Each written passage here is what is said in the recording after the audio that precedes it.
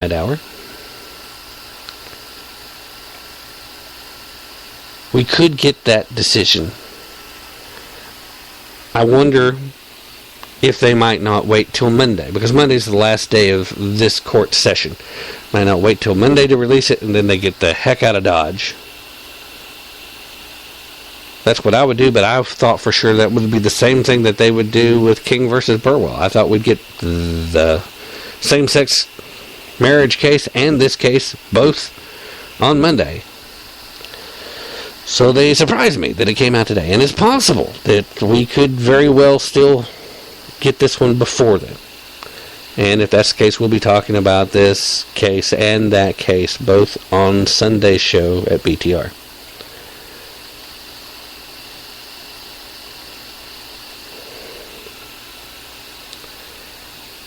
With all that having been said, and I think I've made it very clear where I stand on this, and I think Justice Scalia made it very clear from the strictly legal setting of someone who sits on the court and someone who got this right, that a travesty has been perpetrated and that the Supreme Court is now believing itself to be a body that can rewrite laws and correct Congress's mistakes.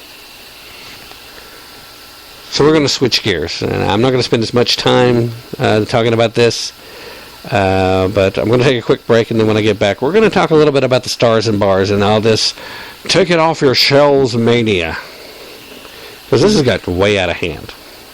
In the meanwhile, stay with me, and we'll be right back.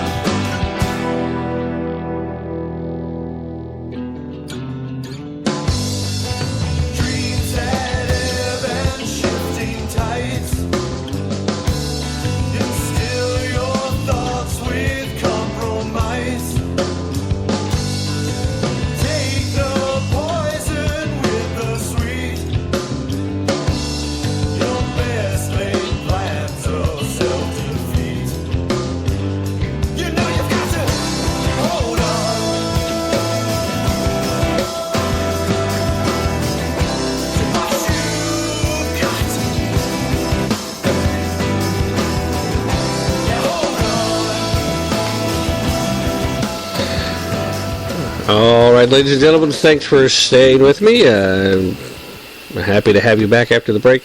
We're going to talk about this Stars and Bars business. In case you didn't know the slang term, the Stars and Bars is the Confederate flag. Now, since the church shooting in Charleston, South Carolina, the left has been absolutely out of its mind trying to figure out some way to advance the agenda. But you see, the folks of Charleston just didn't cooperate. The folks in Charleston lived their faith, and they were true Christians, and they realized that it just didn't make much sense to take to the streets and riot and burn down their own city. They didn't want to follow the same path of anger and destruction that we've seen in Ferguson and Baltimore and New York. No, they recognize the fact that they live in a city that's majority black, and that the whites that live there for the most part are comfortable with that, otherwise they wouldn't live there.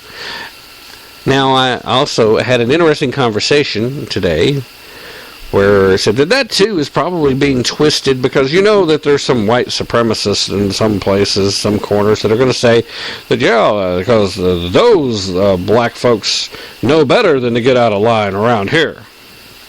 That's obviously not the truth. But again, it's a prime example of how some folks with the proper interest might be willing to and able to try and spin the events. And that's the problem. We've got tons of people trying to find some way in, and they managed to get some traction over the stupid Confederate flag. See, there was a Confederate flag in one of the pictures that was taken of this young man who was obviously a bit unbalanced, who perpetrated this heinous crime, who went into a Wednesday night prayer service and stayed with these fine folks for better than an hour before he decided to unleash his angry fury, killing people in an effort to start a race war.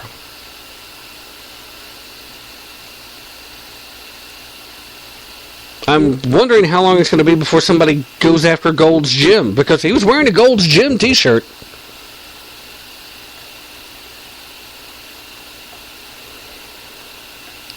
I was wondering earlier today how long it'd be before they go after the American flag too. Then I started coming across the articles where they actually are already doing it. Louis Farrakhan, yes, Nation of Islam, made the point that the American flag has got to go. And, there's some legitimate points to that, too. If you're going to take symbols, the thing about symbols is they can mean somewhat or slightly different things to different people. In truth, the Confederate flag flew over slavery for a meager 4 years. The American flag flew over slavery for 88 years. That's just a little bit longer. For those of you who are math challenged. Of course, most of the folks listening to the show, I know actually, they understand the concepts pretty well. But for those of you who may have stumbled across the show accidentally and maybe don't understand it all, that's for your benefit. It's just a little bit longer.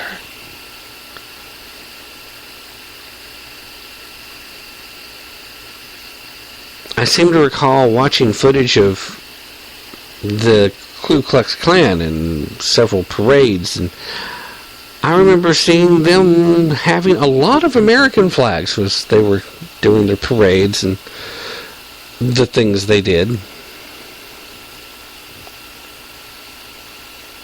So maybe Louis is on to something. Maybe Mr. Farrakhan has got this right. And maybe a unicorn's about to fly out my butt.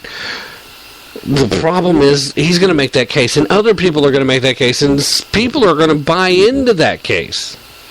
And what have we already seen? We have seen Walmart get rid of everything that has the Confederate flag or insinuates towards the Stars and Bars image. Considering that Walmart is based out of Arkansas, that seems almost sacrilege. Doesn't it?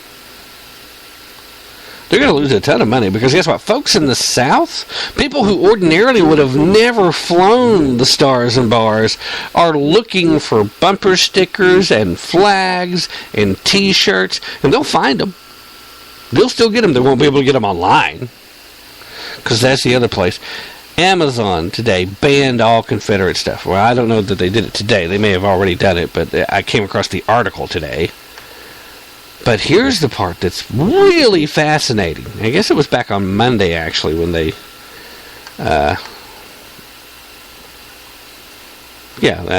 back on Monday that Amazon decided to ban the sale of merchandise depicting the Confederate flag.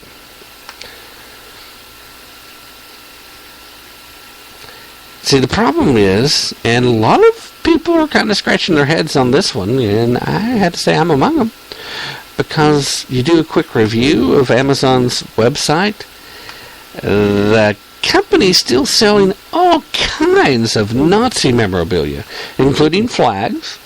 For just $7.33, Amazon shoppers can pick up a Nazi SS flag depicting the symbol of Adolf Hitler's very special unit, who helped carry out Germany's annihilation of over 6 million Jews during the Holocaust.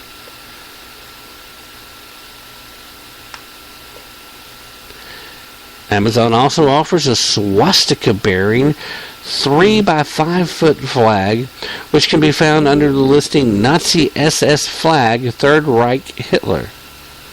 And that's available for just $19.47. Coffee drinkers may instead prefer a Hitler mug, which comes in several styles and colors, and is now available for the low price of $20.99 with free shipping. I kid you not, a coffee mug that says hashtag Hitler.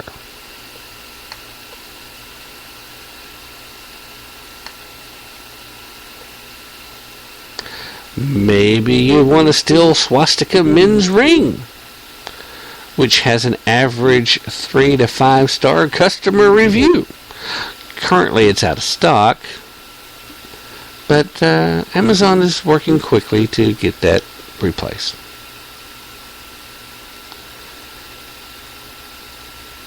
Can someone please explain to me how it's okay to sell Nazi memorabilia? The Nazis who killed millions of people, who created the Axis powers, who literally tried to rule the world,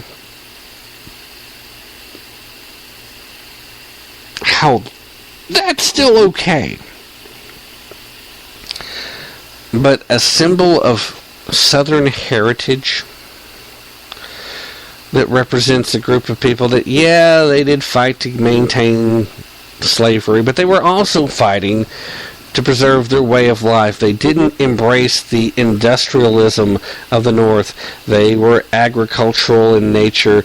We had the issue with the tariffs, and there were state rights issues in play, even though I've heard some people make the argument that, well, because the Confederate Constitution required you to be a slave state, then it really wasn't about about states' rights. That's either a little disingenuous or a little bit misinformed, and I've heard some so-called historians trying to make that case. And while I can respect their point of view and understand where the confusion would come from, it doesn't dismiss the fact that there were states' rights issues, such as the tariffs that the North was trying to force upon the South, making it difficult for the South to have trade. There was no respect for the southern states by the northern states. And as the territories continued to expand and the United States continued to move further west, conflict became inevitable. There was a lot of hard feelings. And the War of Secession, which would be a more accurate description of what it was than a civil war, was certainly about a lot more than just slavery. Slavery was a factor, yes, but it was not a driving force for either side, regardless of what popular movies may try to tell you differently. Regardless of what some politician who doesn't even understand he's supposed to read the bills before he votes on it might try to tell you. No matter what member of the administration that you can tell they're lying by the fact that their mouth is moving and sound is coming out might try to tell you. For the majority of the people in the South that still honor the Stars and Bars, that still fly the Confederate flag, that still give out rebel yells